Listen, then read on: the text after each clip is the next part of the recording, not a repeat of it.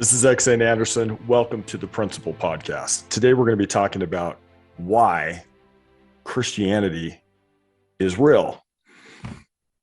Now, a lot of people don't believe that anymore. There are so many people now who are losing their faith in God. They're losing their faith in Jesus Christ. Maybe some of you have never believed in Jesus Christ or God.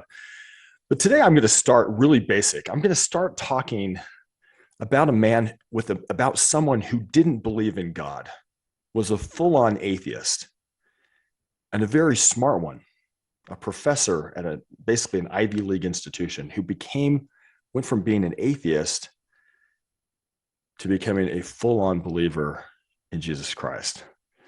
The man I'm going to start talking about right now his name was C.S. Lewis. C.S. Lewis is interesting because a lot of atheists, when they talk about Christians, they say, well, they were raised that way. They're dyed in the wool. That you can't argue with them because they'll never believe you. And C.S. Lewis did not fit this mold at all. In fact, I have never seen an atheist be able to go up against C.S. Lewis's arguments. I've seen some cheap insults. I've seen some things where they've said, well, this and this and this. But when actually be able to refute his arguments, I haven't been able to see. Let me show you one example. C.S. Lewis said this. He said, supposing there was no intelligence behind the universe, no creative mind. In that case, nobody designed my brain for the purpose of thinking. It's merely that when atoms inside my skull happen for physical or chemical reasons to arrange themselves in a certain way, this gives me, as a byproduct, the sensation I call thought. But if so, how can I trust my own thinking to be true? It's like upsetting a milk jug and hoping that the way it splashes itself will give you a map of London. But if I can't trust my own thinking, of course, I can't trust the arguments leading to atheism and therefore have no reason to be an atheist or anything else. Unless I believe in God, I cannot believe in thought. So I can never use thought to disbelieve in God. I want you to think about how brilliant this argument is. And I've never seen an atheist or someone who doesn't believe in God be able to pick this one apart and make sense of it. Let me tell you what I mean. What he's saying is if your brain is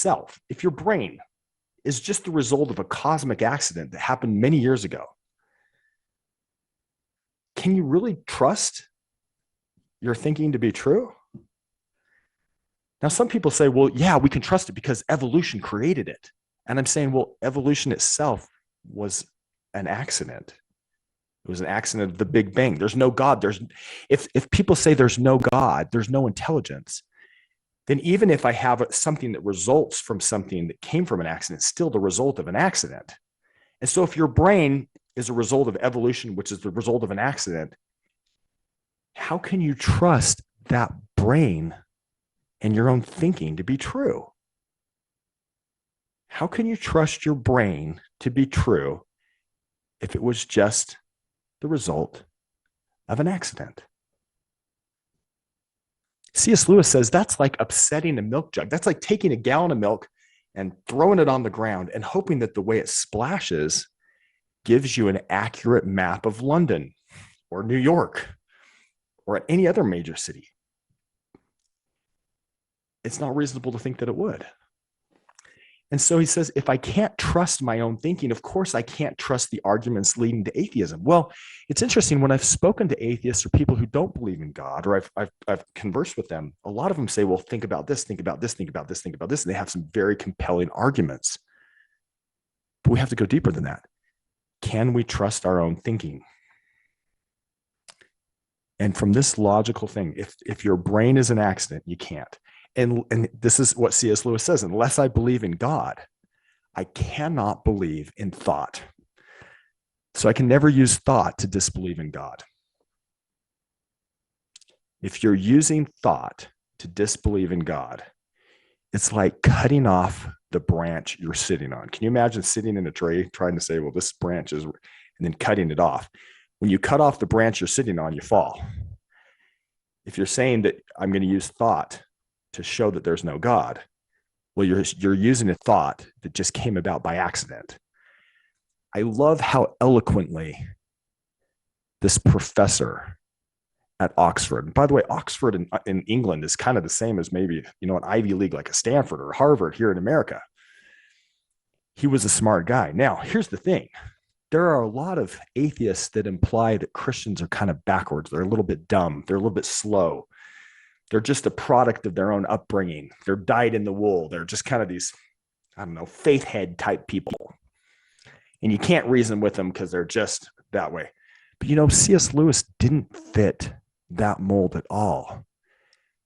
And I have yet to see anyone who can come up against C.S. Lewis with their arguments. They'll insult him. They'll say things bad about him, but actually refuting that argument. And there's many.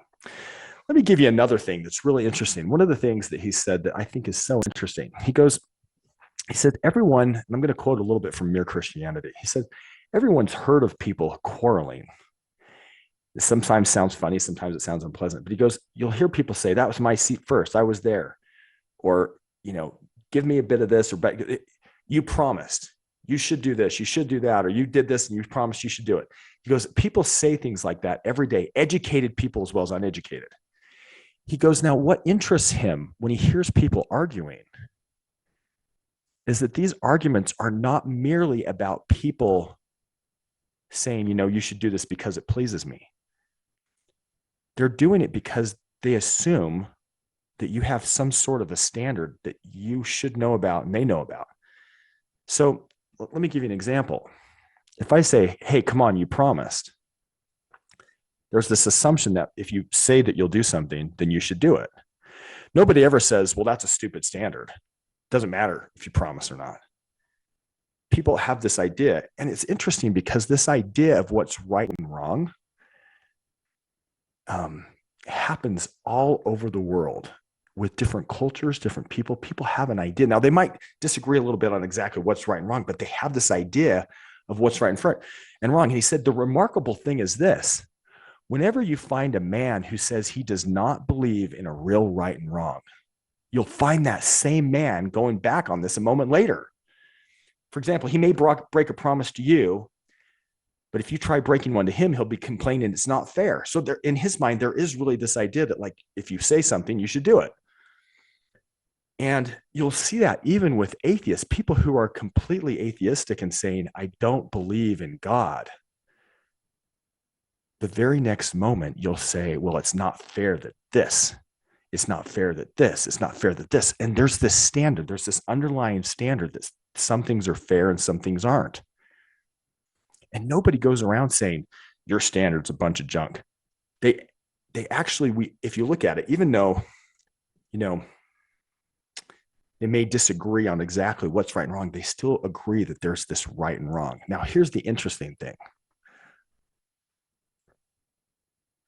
He basically says, look, I'm no better than anyone else, but he says, I'm trying to call attention to the fact that this year or this month, or more likely this very day, we all have this idea that there's this stuff, some stuff's fair, some stuff's not.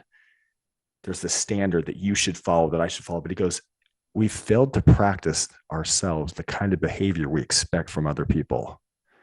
And you may have all sorts of excuses for it, but he says this was really interesting. He goes, all of us have failed to practice ourselves the kind of behavior we expect from other people.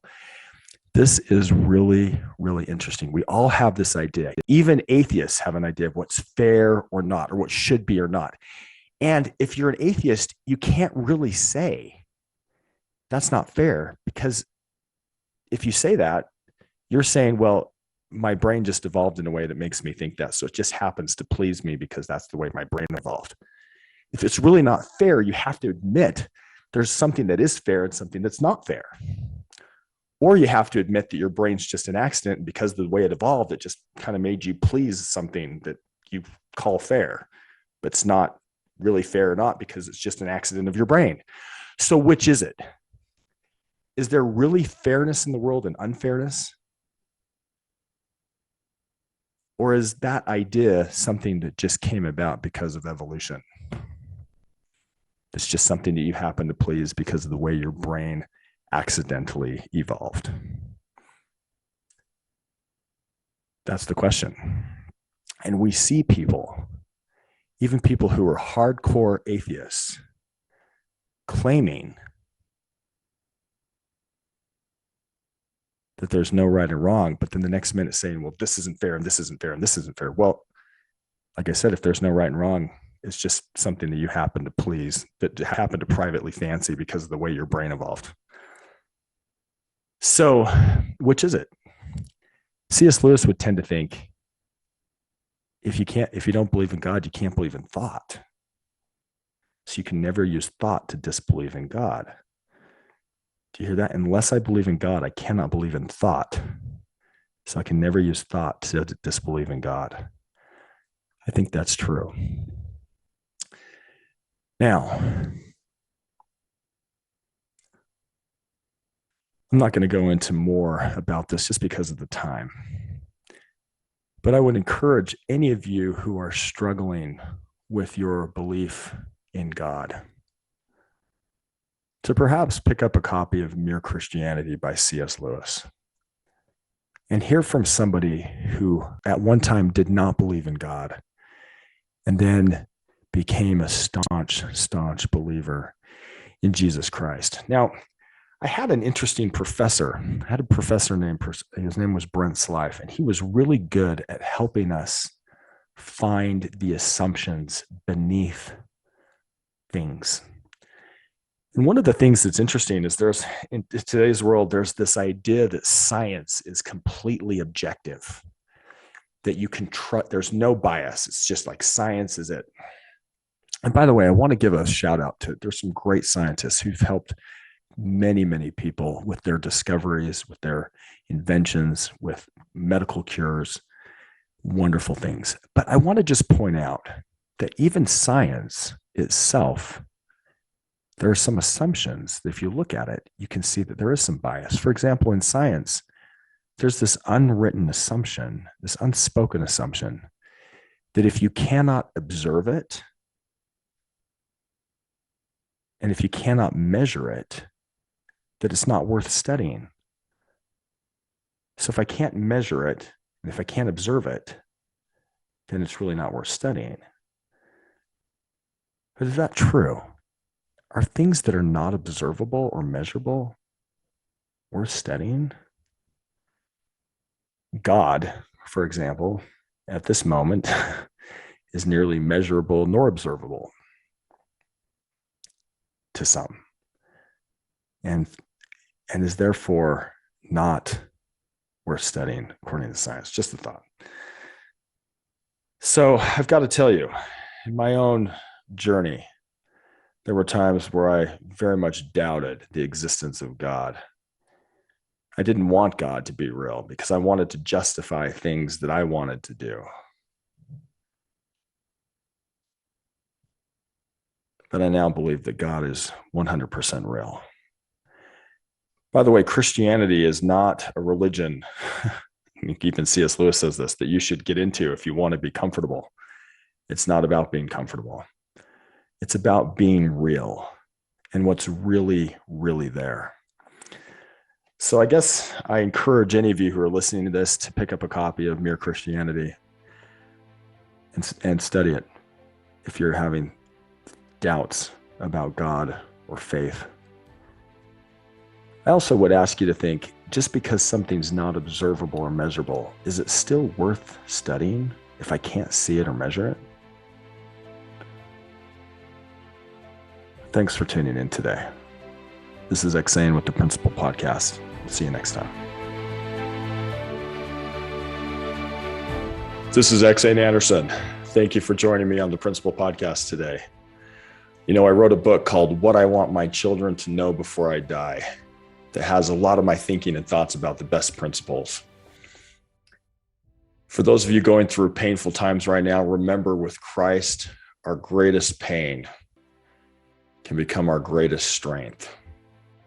In fact, our pain, I believe, is just our superpower in embryo. And remember, no matter the question, love is the answer. I love you as much as I can for not having met you in person. Thanks for joining me.